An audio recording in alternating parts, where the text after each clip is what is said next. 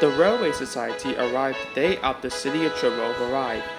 He spent all morning getting his picture taken and was looking forward to reprise from the crowds. I am honored to be thought of such high regard, he told Duck, but I much prefer the company of my fellow engines, especially a Westerner like yourself. Duck was flattered by such a remark. As they chatted, Duck noticed a boy running towards them with a man closely followed behind him. Seems they find you no matter where you go, he chuckled. The boy came right up until he was almost touching their buffers. Hello, Mr. City Churro, sir. I can't believe it's really you. The boy held his hand and presented a small model replica of the famous engine. My word, that is quite an impressive model, young man. Did you build it yourself? Smiled Churro. Yes, but with a little help with my dad, blurted the boy. You are our most favorite engine of all time. My son is very keen on making model replicas of all of your engines, said the father. Well, young man, said Churro, there are lots of famous engines around here. Like example, my friend Duck. You can make a model out of him, if he agreed. I won't mind, said Duck. In fact, I never have a model replica myself. Do you think we could do it, Daddy? Said the boy. I'd see why not. Perfect, said the boy. Thank you, Mr. Duck and Mr. City Churro. It's nice meeting both of you. Same here, said the father, and both of them left. You know, Churro said wistfully, enthusiasts are all well and good, but it is the young rail fans that truly make these tours worthwhile. Henry heard everything and was green with envy. I say, said Henry to Edward, what's that Duck think he is? They having a replica model? If you ask me, it should be me getting one too.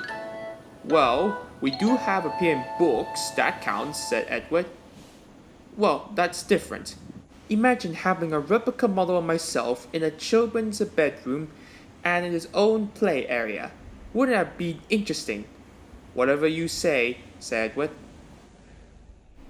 Henry's driver came to see him with some exciting news. Guess what, old boy? The Railway Society had chosen you specifically to pull their train tomorrow. Henry was excited. Now's my chance, said Henry to himself. I'll show everyone that I'm good enough to be a replicated model. Oh boy, said Edward, it's not gonna end well. Henry was excited for the rest of the day. He talked endlessly to the other engines about special trains and replicated models. Suffice to say, everyone's getting very tired of it. I'm sorry to hear all this, said Duck to City Churro. I always thought that Sodor engines are kind to one another and not really much that boastful. City Churro smiled. Well, wherever I go, I see different types of engine with different types of attitude and behavior. Then all the engines smiled and see Henry had talked to himself to sleep. Henry woke next morning to find warmth spreading through his boiler and steam tinkling into his cylinders. He yawned contentedly and was about to say good morning to the others when he heard snickering from within the shed. The engines were looking at him with winged smiles. What on earth has got into you lot? He asked. His driver walked up, trying to stifle a laugh. And what are you on about? Demanded Henry. The fireman came around with a mirror. When he held it up, Henry's eyes widened. What is the meaning of this? He thundered.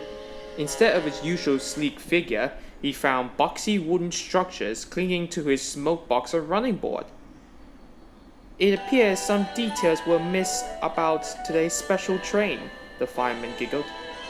This is a special equipment engineers use to test the performance of an engine, the driver explained. The Railway Society heard about your rebuild and asked if they could monitor how well you run. That's why they chose you specifically, Henry. Henry scowled. Duck and Churro tried to remain composed, but Gordon and James were in hysterics. Henry spent the day traveling up and down the main line with the stopping service. At each station, a new member of the Rail Society would join the engineering staff in observing his performance. They had a wonderful time riding in the wooden structures. Henry just felt silly. Every time an engine passed, they whistled at him in a cheeky way. "Have you left Henrietta behind today, Toby?" Gordon says he thundered by. "Oh, never mind. It's only you, Henry. Ha ha ha ha." Henry turned redder than James with fury. Much to Henry's relief, the engineering equipment was removed once the day's work was done. No one said a word as he backed into the sheds. They just looked cheekily at him. He felt very annoyed. The next morning, as the engines were being ready, Duck noticed the little boy and his father walking towards the shed. "Hello," he smiled warmly. "It's nice to see you again. You haven't made a model of me already, have you?" "Sorry, Duck," the man said. "We had to put your model on hold. A more pressing project presented itself." Duck was puzzled.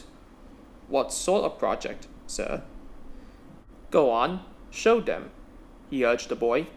The boy walked over to Henry and held out his hand. "Look, Mr. Henry," he said proudly. "It's you." Henry was speechless. It was his model of him, all right, but it was fitted with the engineering equipment. "You were certainly one of the more, interesting engines we seen yesterday," confessed the man. "It looks like you got your wish after all, Henry," winked Edward. "What do you think of that?" "I know one thing," Henry scoffed. "I'm thankful the thin clergyman wasn't around to see this." Everyone smiled at each other and thought the subject was funny. Henry thought they were all being very silly.